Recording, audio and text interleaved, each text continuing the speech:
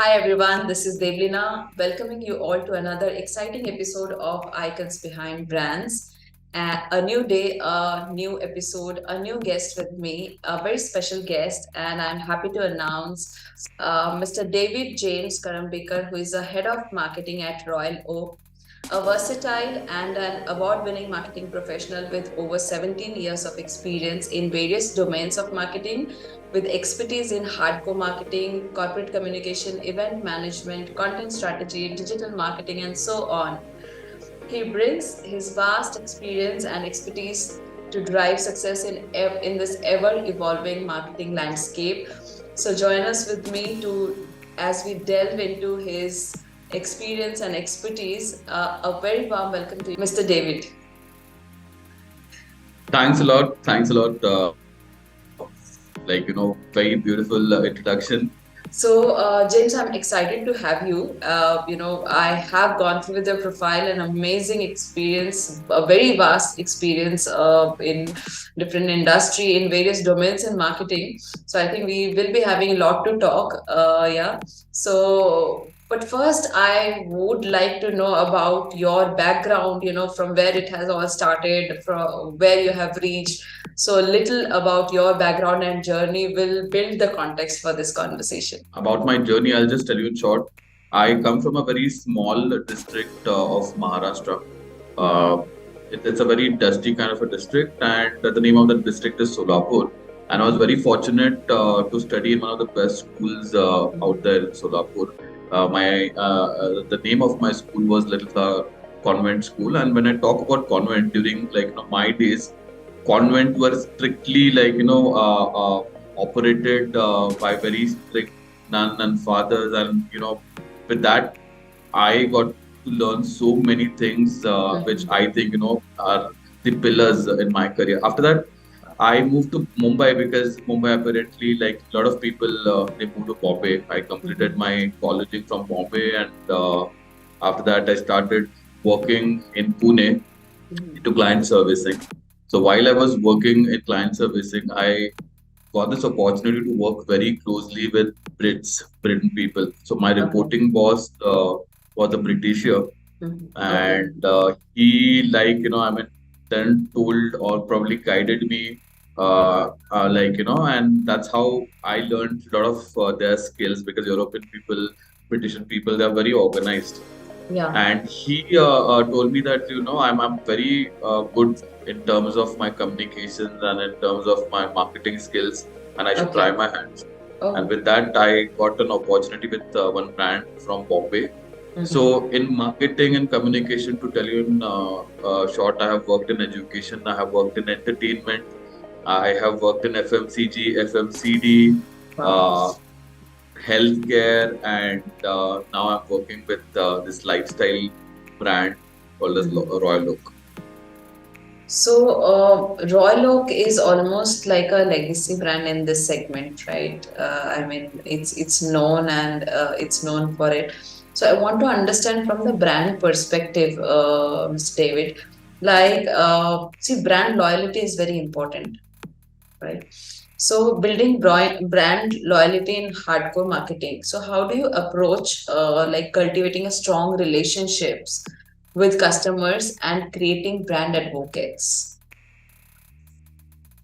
Uh, See, brand loyalty, I think it's a very broad topic, and when you talk or when you use this word loyalty is often used in probably relationships, or it's a very emotional word. It's an emotion. So, if you see the entire horizon of loyalty, a lot of brands, they have a variety of loyalty programs. They have some different schemes like cards. They give some good points. But the question is, do people really are loyal? This loyalty program, does it help them to achieve the target? I think what I have learned and what probably we do in RoyalOak, I think we believe in relationship building, and that's the best loyalty tactic that you can do. relationship building, as in if you're selling something, you're not selling something, you're building a relationship and you're building a rapport with the particular person. And once you build that, you have to consistently nourish it, by giving him that recognition, by making him feel very special, and by communicating, like, your probably offers or what you have in house. But building a relationship and giving him a recognition are these two things what we follow at RoyalOak or Devleena, and that's how we design our loyalty programs. True, true. So it's often important. See, when we talk about brands and we talk about customers, it's too brain oriented thing that often you have to build the customers, but the core is it's always emotional, as you said. It's a relationship and which has to be built on the emotions, because it's again human to human. Like brand is one entity, but again you are you are connecting with human, so emotions cannot be keep you cannot keep it aside. And the customers need to be need to feel that they are heard, they are valued. And I think that is the very core of core and foundation for any loyalty. I mean, if you want to be loyal and feel loyal. And brand loyalty, why I brought this topic, it's a vast topic, and everybody knows that this is important. But how do you build that? I mean, what are the core functionality, and what do you keep in mind while you build that? So if you just put some lights into, like for example, there is a startup, it wants to build this, and their core philosophy is they want to build their brand in the loyalty side. I mean, they want to connect with their customers. So what should be their mindset towards this? Correct. So, the crux of it, the crux of anything that you're doing in marketing is data. All right. That plays a very vital role. So even if you are devising or probably like sketching a loyalty plan or strategy, you first have to study your product very well. You need to understand your set audience and the buying pattern. Once you understand that, you know what exactly they are looking out for. So for example, if your product is a lifestyle product, so you need to get into the nut and bolt level, and you have to analyze that what is it that the customer is looking out for. And even before they realizing it, that this is what they want, you need to come up with a plan and you need to communicate it. You need to tell that story. You have to give that message to a consumer that this is what we are offering.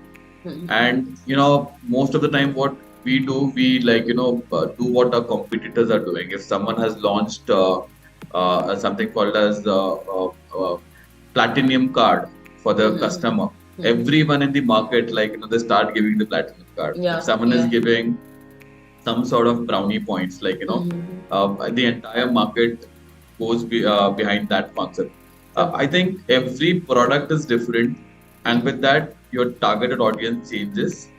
And once you understand that this is this is the kind of segment that you're catering, I think you can devise a good loyalty program for them. So for furniture segment, we know what are the pain areas, what are they looking out for, how they can stick. Once we have done that sale, when will that customer see? A lot of people, they think building a loyalty program is customer coming and buying repeatedly from you. Okay. We don't think that is the thing, because at one given point they'll stop buying. If they are buying in every twice in a quarter, and you want them to come back, there is a saturation point. We have to understand that this person, if he has bought us sofa, is definitely going to need a bed somewhere down the line. And that's where you devise a proper loyalty program for them,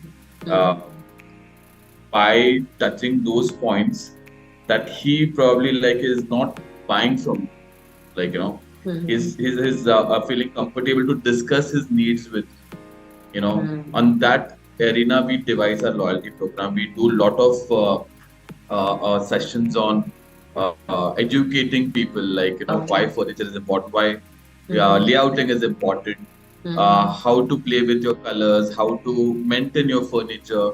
So Mm-hmm. all these things they give that message to them that these people they really care. They're not selling, they're actually servicing also. So this is what we do, and this is ideally every person should do. A startup or probably person who is a marketer, he should study the product and their customer to the core. That's where he'll be able to devise a good loyalty program. Awesome. So I think the answers are actually relied on the human behavior itself. If you know how human behave, I think it's pretty easier to strategize your marketing plans as well. So marketing is nowhere less than life. I mean, it is always connected to life and the business. So the formulas are same. So as every relationship is different, every human being is different. So the same way as you said, every brands and their customers relationships are also different. So all you have to do is like you have to strategize a very separate and different plan for yourself without copying anything from the any other brands, right? So this is a great insight and input towards this, and extremely important to understand your product and customers need. So as you said, loyalty is all about how you care. So you only care when you understand what is their need, right? Absolutely. So you spoke about the stats and datas as well. So that actually that so I'm just thinking about the digital platforms. So whenever the digital platforms are there, so we are keen about the stats and data. So this is evolving. Digital marketing is not just what we used to think like 2 years back or 5 years back. So it is constantly evolving. So how do we stay updated with the latest trends and technologies in digital marketing? Very interesting question, Devleena. I'll tell you what, when I started working in this field, marketing, digital marketing was just a part of it, I mean, in year 2008, 9, this field was just evolving. 11, 12 started picking up. 14, we started looking digital marketing little seriously. And I think the game has completely changed, as you correctly said, in the last 5 years. And for a marketer, it's very difficult to update himself. Yeah. I think the easiest way is to be there in the game. If you're in the game, Web 3, Web 2, it doesn't matter. You really have to understand the craft. You have to read a lot because there are so many industrial insights out there on the net. There are so many people like you, I mean, they're doing a fab job. They are inviting all these marketing professionals. And I was just going through your content. There are a lot of content which even I got so much information from. Wow. So you have to keep watching all this, latest updates. You have to continuously learn. You have to participate in webinars. If you really, your job is demanding majority of a focus in digital marketing, one should definitely not hesitate to go for that, short a course or something like that. There are a lot of certification available right now. But the bottom line is you have to keep yourself updated by watching, by listening, by learning. This is the best way to update yourself, definitely. Right. And so that's how you. Yeah. So there is no escape from the learning curve, right? So you have to stay updated. You have to stay ahead in the learning curve and to get to know about the digital platform. And of course, as you said, keep watching the new episodes of Icons Behind Brands. We are constantly talking about the marketing, how it is changing, and what is the future of marketing, what is marketing 5.0. So it's pretty interesting to know like how it is evolving and how deep it is. It is an ocean, and we cannot just stop talking about this and bringing the best from this marketing ocean, right? So again, a very buzzword and most talked word in marketing is sustainability. and social responsibilities. Okay, so let's talk about that as well. Sustainability and social responsibility, these are gaining importance worldwide. Okay, so it does in India as well. So how do you think these factors will influence the marketing practices in India in the future also? So I think every organization, they have their own a department, or probably every small organization is trying to give back to the society. True. And everyone is trying to do their piece of work towards the society. I think CSR gives any business that growing reputation when it is done in a right way.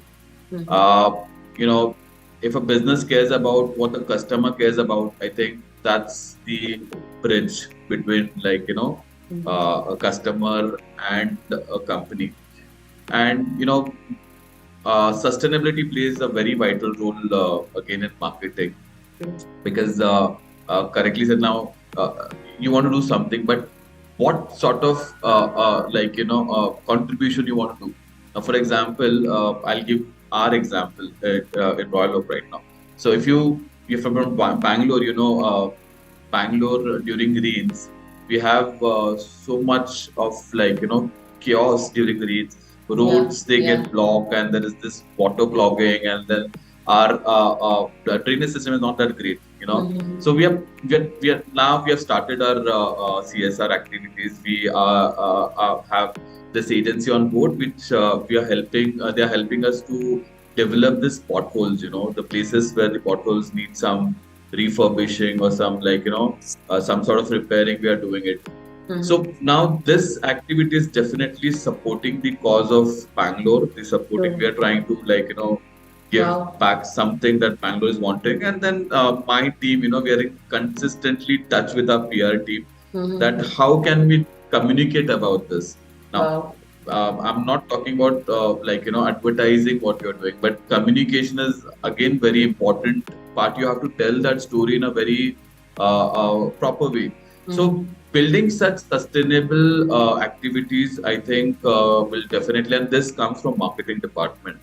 So it always goes hand in hand, your CSR and your communication activities. So one has to pick and choose the activities, and then just communicate it. It's pretty important. Wow, I think, this is one of my favorite subject where we take responsibility. So I'm a person who always talks about responsibility. So it feels good, and also see what I feel when you have a pressurized responsibility like CSR is something which is like you have to do it as a corporate.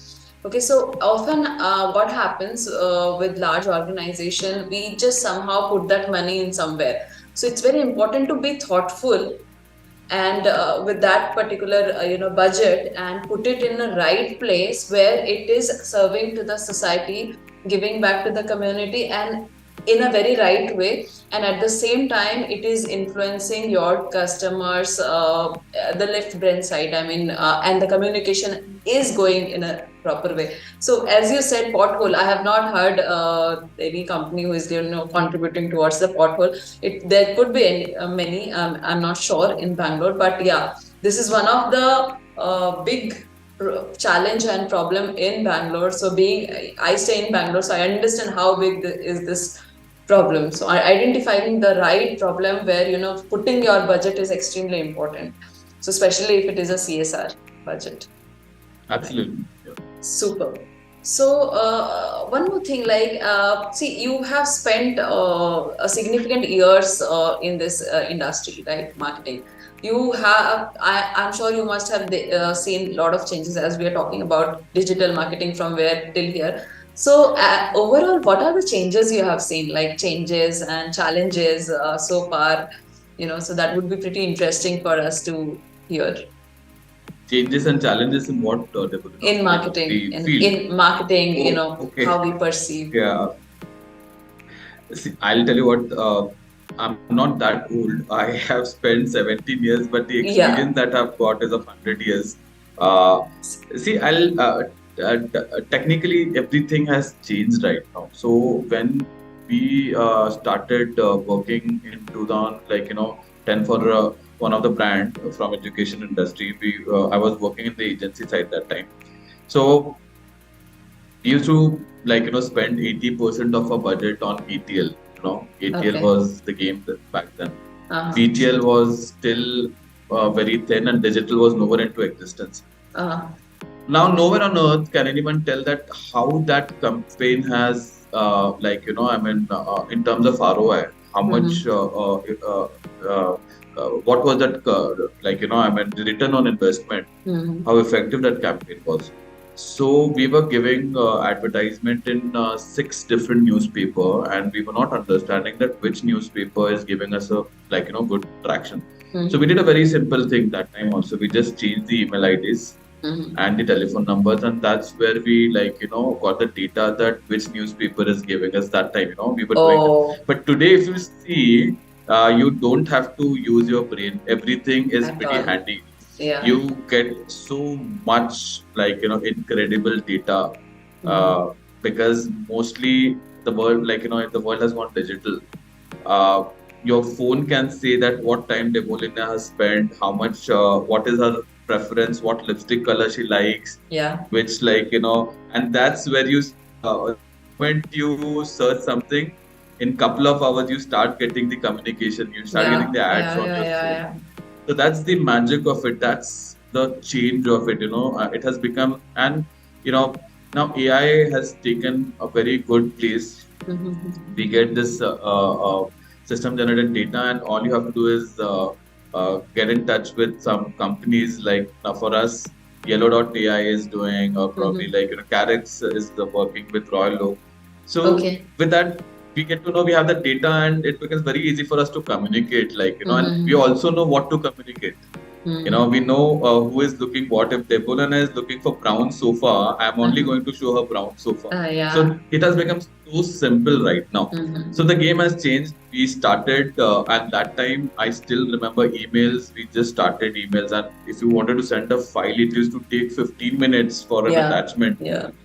And now it has become very simple. So this digital revolution is I think it's the biggest change that I have seen Devleena, and it has become pretty easy, but nothing is easy in life. So the more the data, the more strategies, and the more innovative and more to the point you have to be. So that's the change.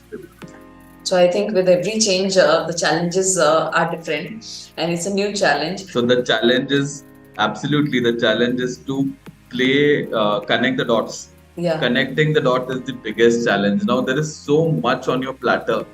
What will you pick? Why will you pick, and how will you use it in your communication? That's the biggest challenge, and that's where most of the organization they get success, and most of them they fail also, because that's the very difficult task. True. And marketing is one of the dynamic function, and it is changing almost every day. So as you said, see, in 3 years we have seen the changes, like after COVID, pre-COVID and post-COVID. So that's the reason I asked, like if it is 15, 17 years, so what was the changes? Because you have seen where the ATL was taking 80% and digital had no space. So let's talk about your leadership style. How do you define your personal leadership style, and how it has evolved throughout your career? That's a very interesting question. I think I got to work with some very fierce leaders here. Okay. You should be very brave, and I have got all this beautiful, very educated, pretty disciplined bosses in my career, and I have learned it from them. I have always taken, because the more you spend your time, the more you become like them. And I am the kind of a transformational leader, you can say. It started with my journey when I was handling like a team of 2 people back then in 2012. Then after that, I had a team of 15 people, and now we are in RoyalOak. I'm handling a chunk of team. So when you're working as a marketing head, a lot of people ask me that, what do you do here? What's your job? So I say my job is to manage my team, manage so many different people. That's where my majority of my time goes. So every person, every leader that is working under you, you have to transform their lives. That's your responsibility. Wow. And as a leader, you have to be like, you cannot dictate your terms on them. See, I'll tell you what, the times have changed, Devleena. Our parents probably have worked because they wanted to survive. It was a survival game. True. Today, it's no more like a survival game. People want to have a quality time. So even if like they're coming for job, you can't dictate your terms. You can't treat them the way people used to treat us. So you have to be very like diplomatic is not a correct choice of word, but then you have to be very smart enough to like train them, transform them, and also you have to like give that particular results to your organization, because at the end of the day you are the one who is facing like the top brass.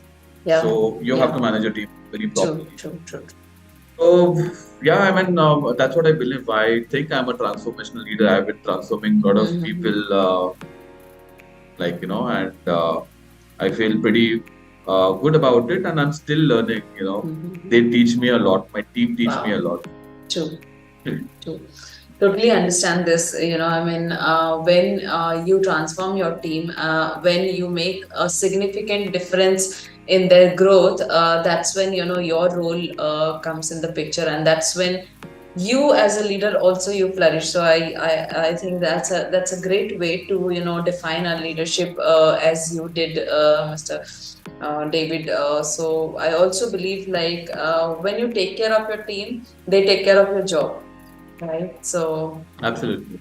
but at the same time, when you take more responsibility, you have more accountability. So anything comes, you have to be brave enough to take that on your shoulders and to move forward with that.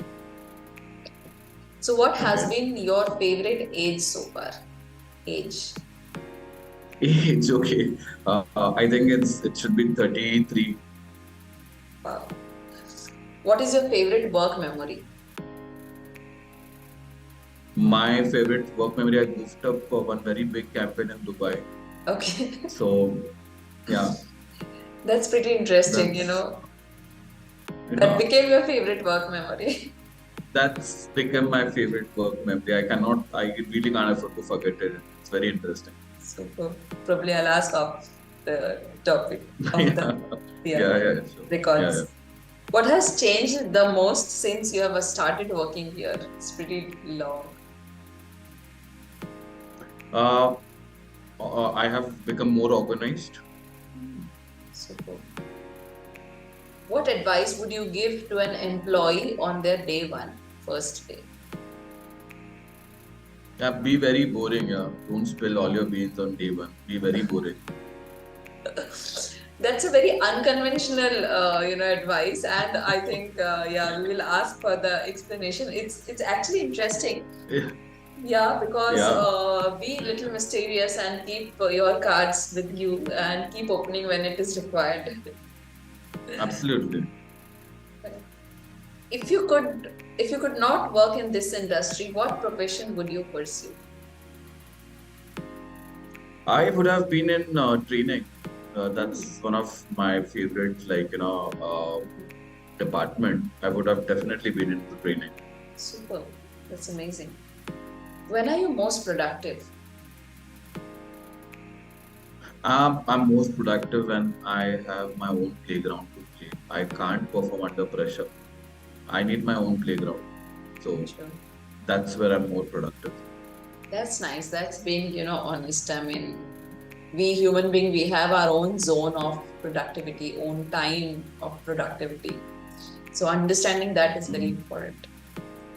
What would you change about yourself? Probably I would like to be more data oriented. Okay. And what advice would you give to your younger self? Yeah, you did a good job, man. I'm really proud of you. Super. So I really like this question. I mean, this brings a lot from anybody who comes here.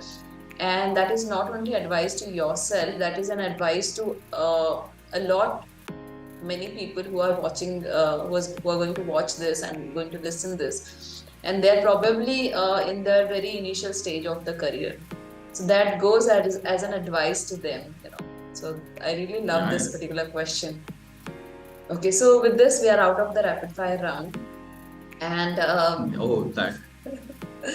before we wind up the conversation, I want you to, you know, talk to our aspiring marketing professional.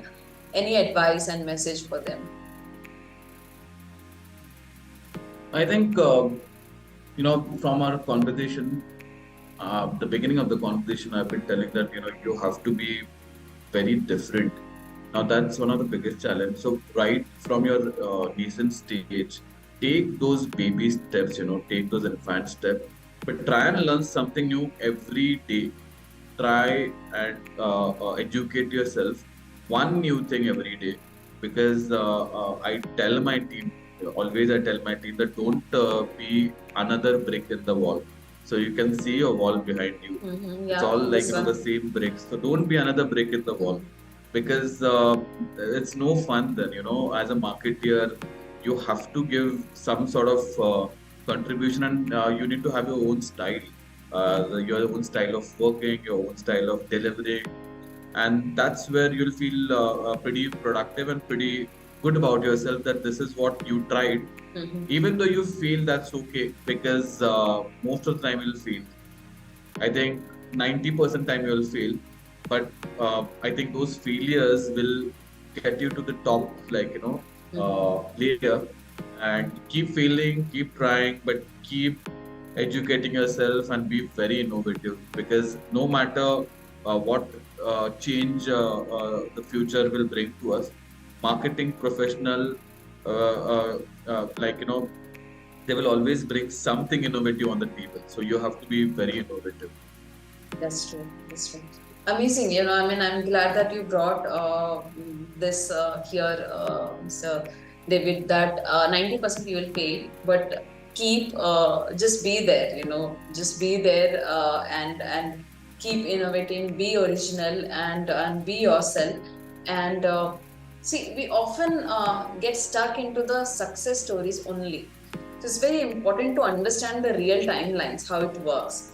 So if it is no for 9 times and yes for one time, that is a success, because all the nine Yeah, times whatever you have learned, you might be, you know, putting it all together in one place, and that's how it makes you. I mean, we are the sum total of everything what we have done so far, or whatever has happened to us so far. So I think that it's very very important to, you know, bring these real topics into the platforms like this, so that, you know, we are conveying what is real and what is superficial, right? So absolutely. I'm Absolutely. glad, and we had such a, you know, profound conversation, on point conversations, and I'm glad that you agreed for this to come here, Mr. David. It was very short notice, but I'm happy that we made it, and it's done. So thank you for being here. Thank you for sharing all your amazing insights, and thank you for sharing your valuable time on a weekday with me. So yeah, I'm so glad. Thanks for having me, Devleena, and trust me, you're doing a very good job. You're educating a lot of young brains who will be they're going to be the future of our nation. They're going to be the future of our marketing. So all the best for your channel, and I hope we had a better discussion, and let's connect offline also. Very interesting conversation we had, and thanks a lot for having me.